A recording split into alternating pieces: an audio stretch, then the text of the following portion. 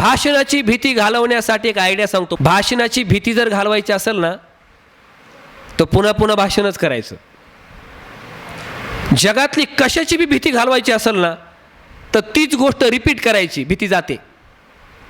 जगातली कुठली भीती जर संपवायची असेल ना, तुम्हाला कशाची भीती वाटते? गाडी चालवायची, गाडी पुन्हा पुन्हा चालवा, भीती नाही वाटणार.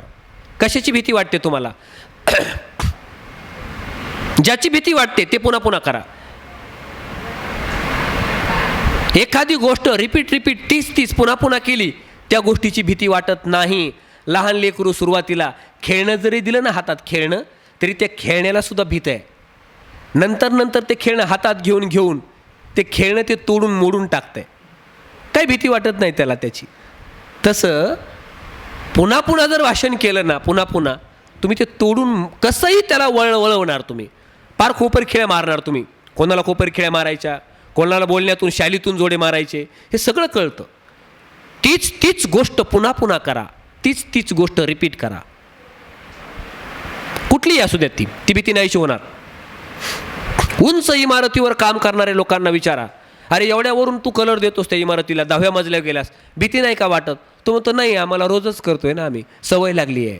रोज एकच एक काम जर रिपीट केलं तर सवय लागते. भाषणाचं तेच आहे, आपण ते रिपिटेशन केलंच नाही, कधी धाडसच केलं नाही, म्हणून हे भीती आहे. भीतीचं कारण काय?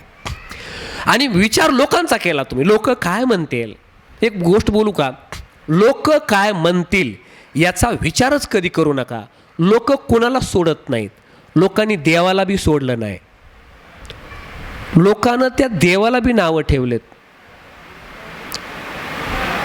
त्या रामाला बी नावं ठेवलेत, जगाच्या बापाला बी नावं ठेवलेत. तुम्ही सीतेचा स्वीकार करायला नाही पाहिजे. कुजबुज रामाच्या कानावर आली. रामानं लोकांचं ऐकून तर सीतादेवीची अग्निपरीक्षा घेतली. लोकांचं ऐकून देवाचं भलं झालं नाही. तुमचं आमचं काय भलं होणार आहे लोकांचं ऐकून? लोकांना देव सोडला नाही, देवाचा बाप सोडला नाही, लोकांना सीतामातेला सोडलं नाही. तुमचं आमचं काय आहे? त्या परिस्थितीत एक गोष्ट लक्षात ठेवा, सुरुवातीच्या काळात 1-2 वेळा अपमानही पचवायला शिका. पचवा एकदा, त्यातून पुढे गेल्याशिवाय मोठे पण नाही. असू द्या थोडासा आनंदानं पचवा तो. मी नेहमी सांगतो, अहो ती जनकाची कन्या आहे, राजाची राणी आहे, वनात झोपली आहे दगड उशाला घेऊन. राजाच्या राणीनं कसं राहिलं पाहिजे? ती कणली नाही, कुतली नाही, स्वतःला कधी निगेटिव्ह बोलली नाही. माझ्या नशिबाला असला नवरा आला, मला वनवास भोगावा लागला. आपलं थोडं काय झालं तर आपल्या बायका कणायला लागल्यात, कुतायला लागल्यात, मला चुकीच्याच घरी दिलं, दुसऱ्या घरी माझ्या बापानं दिलं असतं तर मी आनंदात राहिले असते, मला लय बरं घर भेटलं असतं, हे पदरात पडलं. निगेटिव्ह विचार करणारी माणसं आयुष्यात कधी मोठं होत नाहीत आणि पॉझिटिव्ह विचार करणारी माणसं कधी छोटं राहत नाहीत.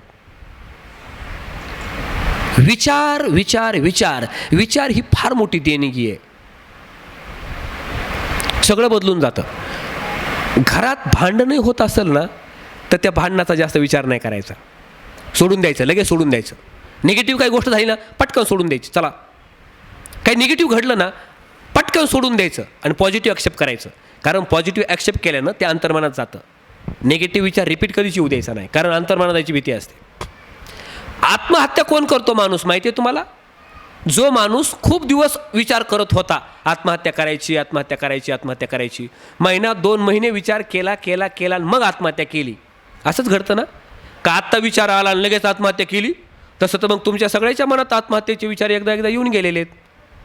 माणसाच्या 90% लोकांच्या डोक्यात आत्महत्येचा विचार येऊन जातो. येऊन गेला का नाही? एकदा तरी येऊन गेला असेल ना आत्महत्येचा विचार? येऊन गेला असेल ना, पण तुम्ही केली नाही म्हणून आली तुम्ही इथं प्रशिक्षणाला. विचार येऊन जातो, पण कुठला विचार खरा होतो? जो विचार अंतर्मनात जातो तो खरा होतो.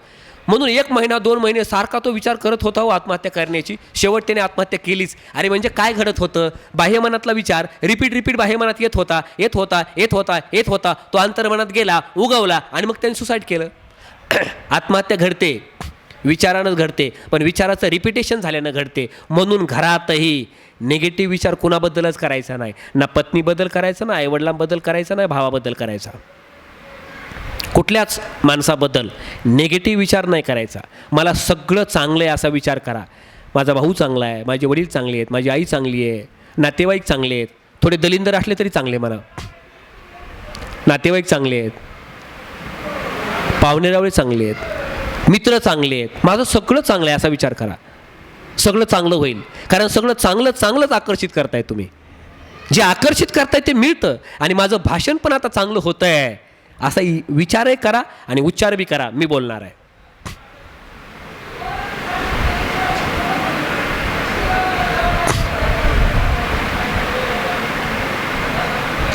मी चांगला इथं पण भाषण करताना काय करायचं माहिती आहे का?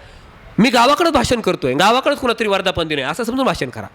आणि इथं जे भाषण करताय ना, हे भाषण घरी 4-5 वेळा करा आणि ते भाषण मग तुम्ही व्यासपीठावर करा. 100% बोलणार त्याला जिम्मेदार मी आहे.